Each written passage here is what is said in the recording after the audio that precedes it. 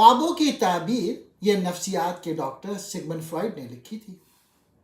یہ کتاب انسانی نفسیات کو سمجھنے اور اس کی اہمیت کو تلاش کرتی ہے۔ فرائڈ کے خوابوں کی تعبیر میں کلیدی تصورات کا خلاصہ یہ ہے: غیر شعوری دماغ۔ فرائڈ نے تجویز پیش کی ہے کہ دماغ کا ایک اہم حصہ لاشعوری سطح پر کام کرتا ہے، جس میں خیالات، یادیں اور خواہشات شامل ہیں، جو شعوری بیداری کے لیے آسانی سے قابل رسائی نہیں ہے۔ فرائڈ لکھتے ہیں کہ خواب لاشعوری ذہن کی ایک کھڑکی ہے جو نیند کے دوران دبے ہوئے خیالات اور جذبات کو علامتی شکل میں سامنے آنے دیتے ہیں۔ فرائڈ لکھتے ہیں کہ خواب کی تصاویر اور علامتیں اکثر پوشیدہ خواہشات یا تنازعات کی نمائندگی کرتی ہے۔ یہ علامتیں ہر فرد کے لیے منفرد ہو سکتی ہیں اور ان کے معنی کو کھولنے کے لیے محتاط تجزیے کی ضرورت ہوتی ہے۔ فرائڈ کہتے ہیں کہ خواب خواہشات کی تکمیل کی ایک شکل کے طور پر کام کرتے ہیں، جو افراد کو لاشعوری خواہشات کو پورا کرنے کی اجازت دیتے ہیں، جو سماجی طور پہ ناقابل قبول ہیں یا بیدار زندگی میں دبا دی جاتی ہیں۔ فرائڈ نے جبر کا تصور متعارف کرایا ہے، وہ طریقہ کار جس کے ذریعے ذہن ناخوشگوار یا دھمکی آمیز خیالات اور یادوں کو لاشعور میں دھکیل دیتا ہے تاکہ فرد کو اضطراب سے بچایا جا سکے۔ جہاں فرائڈ کے نظریات نے ذہن کی سمجھ میں انقلاب برپا کیا، وہیں تجرباتی ثبوت کی کمی اور خواب کی تعبیر کی موضوعی نوعیت کی وجہ سے بھی ان پر تنقید کی گئی ہے۔ کچھ ناقدین کا کہنا ہے کہ فرائڈ کے نظریات جنسیت پہ زیادہ توجہ مرکوز کرتے ہیں اور سائنسی تجربے کی کمی ہے۔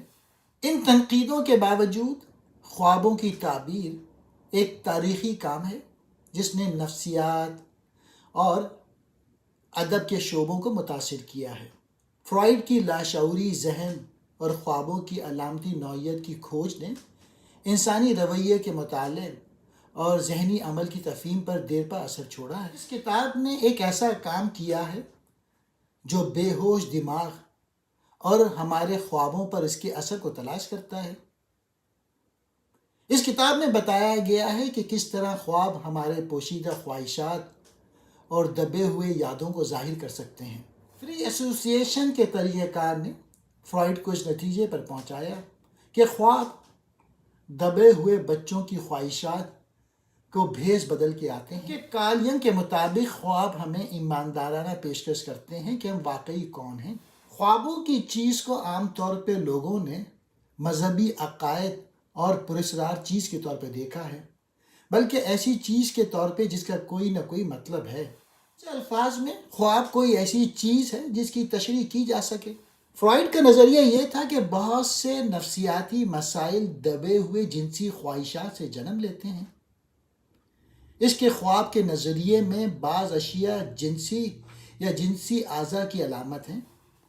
کچھ لوگوں کا خیال ہے کہ خواب لوگوں کے سب سے زیادہ پریشان کن خدشات کا اظہار کرتے ہیں اور روزمرہ کی زندگی میں مسائل کو حل کرنے میں مدد کر سکتے ہیں۔ فرائڈ نے خوابوں کو بے ہوش کی شاہی سڑک سمجھا ہے، کیونکہ یہ خوابوں میں ہوتا ہے کہ انا کے دفاع کو کم کیا جاتا ہے تاکہ کچھ دبایا ہوا مواد بیداری تک پہنچ جائے، اگرچہ مست شدہ شکل میں ہو۔ خواب لاشعوری دماغ کے لیے اہم کام انجام دیتے ہیں اور بے ہوش دماغ کے کام کرنے کے لیے قیمتی اشارے کے طور پہ کام کرتے ہیں۔ 24 جولائی 1895 کو فرائڈ نے اپنے نظریے کی بنیاد بنانے کا اپنا خواب دیکھا۔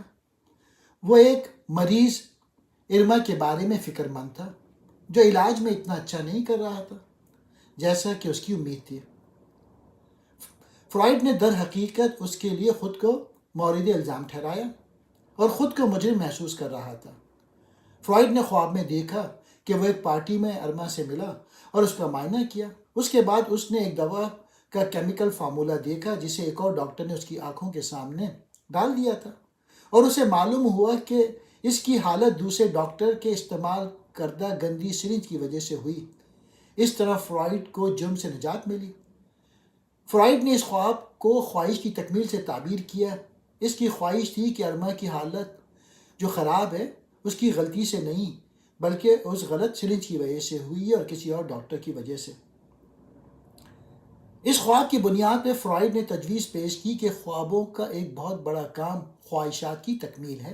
کتاب انسانی ذہن اور رویے کو سمجھنے کے لیے ایک انقلابی نقطہ نظر تھا، جس میں لاشعوری ذہن کے کردار پہ توجہ مرکوز کی گئی، جیسے اس وقت کے دیگر نظریات نے بڑی حد تک نظر انداز یا کم سمجھا تھا۔ کیا خیال تھا؟ کیونکہ خوابوں کو اکثر بے معنی قرار دے کر مسترد کر دیا جاتا تھا یا اس کی زیادہ تر تشریح صوفیانہ یا مذہبی تناظر میں کی جاتی تھی۔ فرائیڈ نے تجویز کیا کہ خواب خواہش کی تکمیل کی ایک شکل ہے، وہ لاشعوری خواہشات، خیالات اور محرکات کی نمائندگی کرتی ہے جنہیں ہمارا شعوری ذہن دباتا ہے۔ اس نے فری ایسوسیشن کی ٹیکنیک کا استعمال کیا۔ اس عمل میں ایک شخص خواب کے عناصر کے بارے میں جو کچھ ذہن میں آتا ہے وہ کہتا ہے، جس سے خواب کی نمائندگی کرنے والا لاشعوری خواہشات کے بارے میں بصیرت پیدا ہوتی ہے۔ فرائیڈ کے مطابق تمام خوابوں کے 4 ممکنہ ذرائع ہیں: حالیہ اور اہم تجربات اور یادیں،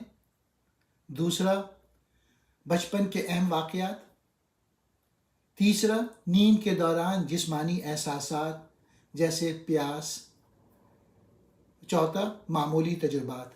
ڈرانا خواب آپ کے دماغ کو یہ بتانے کا طریقہ ہے کہ وہاں نہ جائیں۔ سیدھے الفاظ میں آپ کے خواب آپ کی خواہش کو پوری کرتا ہے۔ ایک آدمی اپنے آپ کو خواب کے ذریعے اپنی خواہش کو مکمل کرتا ہے، جبکہ جو خراب آدمی ہے وہ اس کو اصل زندگی میں کرتا ہے۔ خواب نیند کے نگہبان ہیں، نہ کہ اس میں خلل ڈالتے ہیں۔ خواب دبی ہوئی خواہشات کی علامتی تکمیل ہیں۔ خواب وہ ذریعہ ہیں جن کے ذریعے ذہن اپنی ادھوری خواہشات کو پردہ پوشی میں ظاہر کر سکتا ہے۔ خوابوں کی تعبیر دماغ کی لاشعوری سرگرمیوں کے علم کا شاہی راستہ ہے۔ خوابوں میں جذبات کو گہرائی اور شدت کے ساتھ تجربہ کیا جاتا ہے، جس کی اکثر بیدار زندگی میں کمی ہوتی ہے۔